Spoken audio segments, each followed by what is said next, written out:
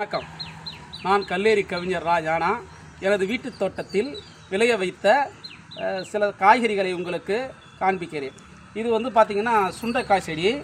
இதில் அற்புதமான சுண்டைக்காய்கள், ரொம்ப இளமையான சுண்டைக்காய்கள் இருக்கிறது. இந்த சுண்டைக்காய்கள் வாரத்துக்கு 2 முறை சாப்பிட்டோம்னா எண்ணற்ற நோய்களுக்கு மிகச்சிறந்த நிவாரணியாக இருக்குது.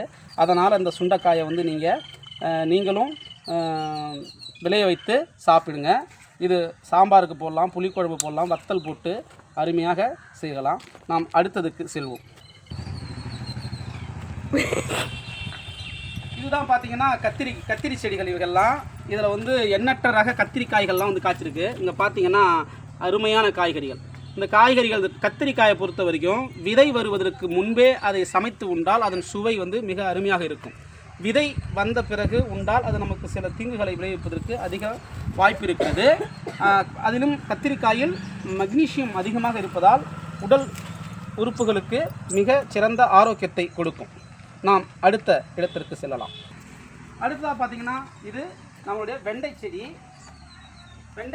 இந்த வெண்டை செடிகளை இதில் நான் இயற்கை உரங்கள் பயன்படுத்தியிருக்கேன். செயற்கை உரங்கள் எதுவும் நான் பயன்படுத்தலை.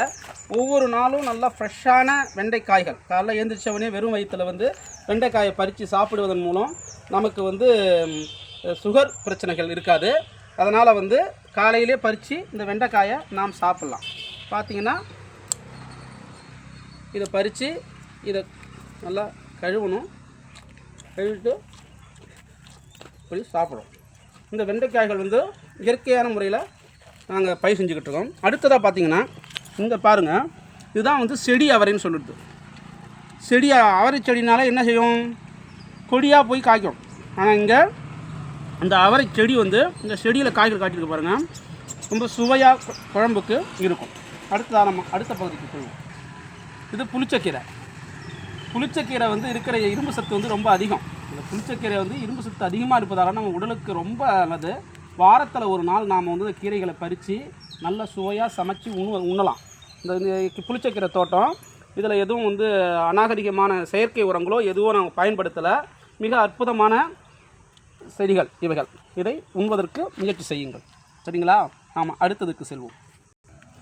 அடுத்தது பார்த்திங்கன்னா கொத்தவரை செடி. அருமையான காய்கறி. கொத்தவரைக்காய் ஆண்களுடைய உடல் நலத்துக்கு மிக ஆரோக்கியமானது. ஆண்கள் அதிகம் சாப்பிட வேண்டிய காய் கொத்தவரங்காய். எல்லாம் வாயு என்று நிறைய பேர் ஒதுக்கி விடுவார்கள். அப்படி அல்ல, நம் கொத்தவரங்காய் மிக உடலுக்கு நல்லது.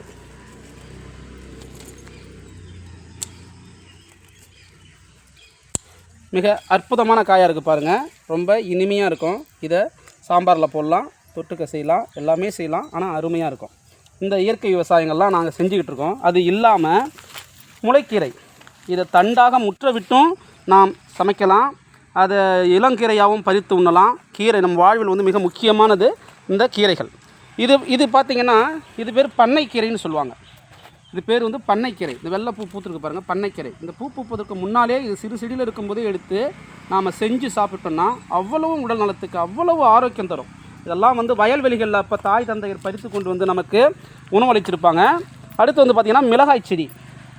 இங்கே மிளகாய் செடி இருக்குது. நான் வேறு ஒரு செடி காட்டுறேன், காய்த்த செடியை. இப்போ தான் காய்த்து கொண்டு இருக்கிறது. நம்ம அடுத்த வீடியோவுக்கு போவோம்.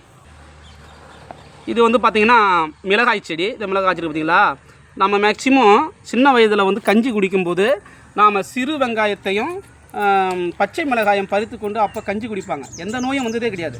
நாங்கள் இப்போது கூட தினமும் ஒரு 5 சின்ன வெங்காயம் 2 பச்சை மிளகாய் பச்சையாக பறித்து செடியிலிருந்து பறித்து உண்போம். அது அவ்வளவும் ஆரோக்கியம் தரும். இதெல்லாம் நம்ம இயற்கையாக நம்ம வீட்டில் வச்சு வளர்த்து சாப்பிடும்போது உடலுக்கு நல்ல ஆரோக்கியத்தை தரக்கூடிய நல்ல உணவு வகை. இது பக்கத்திலே பாருங்கள், மணத்தக்காளி. இது மணத்தக்காளி வயிற்று புண்ணுக்கு மிகச்சிறந்த நிவாரணி தான். ஒரு வேளை சாப்பிட்டாலே போதும். அது இதனுடைய பழம் உடம்புக்கு நல்லது. இதனுடைய இலைகளை அழகாக பறித்து நல்ல பருப்பு போட்டு மிளகு போட்டு வேக வச்சு அதை நல்லாக உண்ணுன்ற பொழுது உடலுக்கு அவ்வளவும் எந்த பிரச்சனையும் வயிற்று பிரச்சனைகளும் இல்லாமல் இருக்கக்கூடிய மிகச்சிறந்த நிவாரணி இது. நாம் அடுத்ததுக்கு செல்வோம். அடுத்தது பார்த்திங்கன்னா கொய்யா. இது இப்போ பழங்கள் சிவப்பு கொய்யா, ரோஸ் கலரில் பிங்க் கலரில் இருக்கும். அது பழங்கள் பிஞ்சாக சாப்பிடும்போதும் அவ்வளோ சுவையாக இருக்கும். அதே சமயத்தில் இதை பழுக்க வச்சு சாப்பிட்டா சுவை அப்படி ஒரு சுவையாக இருக்கும் கொய்யா. இந்த எலுமிச்சை மரங்கள் பாருங்கள், இயற்கையான இதெல்லாம் எந்த உணவும் தவறாக எதுவும் உரங்கள் விடுவதே கிடையாது. சாணம், ஆட்டு புழுக்கைகள் இவைகள் தான் பயன்படுத்துவேன். இந்த காய்கள்லாம் பாருங்கள், வருடம் ஃபுல்லாக காய்ச்சிக்கிட்டே இருக்கும் இந்த மரம். எனக்கு அதிசயமாக இருக்கும். வருடம் ஃபுல்லாக காய்ச்சிக்கிட்டே இருக்கும் இந்த மரம். மிக அற்புதமான உணவு இது. அது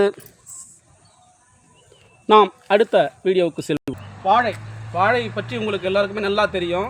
வாழை இலையில் நம்மளுடைய அனைத்து பாகங்களையும் நாம் உண்ணலாம். அதனுடைய அடித்தண்டிலிருந்து, நடுத்தண்டிலிருந்து, இலைகள்லேருந்து, நாம் பூக்கள்லேருந்து, காய்கள் கனியாகும் வரை நாம் அதை உண்றோம். நம்ம வந்து முற்காலங்களில் வந்து இலைகளில் உணவு பறித்து தான் உணவு பரிமாறுவாங்க. அதில் ஏற்படுகிற மாற்றங்களால் நம் உடலுக்கு நிறைய நன்மை கிடைக்கிறதுன்னு சொல்கிறாங்க. நாம் வந்து அவ்வப்போது இலைகள், அதனுடைய காய்கள், பூக்கள் அவ்வாறு சமைத்து சாப்பிடணும். வாழை எல்லார் வீட்டிலையும் கம்பல்சரி இருக்கணும். தயவுசெய்து வாழையை ஓரிரு வாழையாவது வீட்டில் வச்சு வளங்க. இது பார்த்தீங்களா, பப்பாளி எவ்வளோ அழகாக காய்கள், பிஞ்சுகள், பூக்கள்லாம் ஜொலிக்குது பார்த்தீங்களா? அதிலேருந்து பறிக்கப்பட்டது தான் இந்த பழம். பப்பாளி பழம் மிக சுவையானது, உடலுக்கு மிக ஆரோக்கியமானது, வயிற்று புண்ணுக்கு மிகச் சிறந்த நிவாரணி. இதை நாம் வந்து நிறைய பேர் வந்து தவறாக எண்ணிக்கொண்டு சில நேரங்களில் சாப்பிடுவதில்லை. ஆனால் இது அவ்வளவு நல்லது உடம்புக்கு. இது எங்களுடைய தோட்டத்தில் விளைந்த காய்கறிகளும் பழங்களும். மிக்க நன்றி.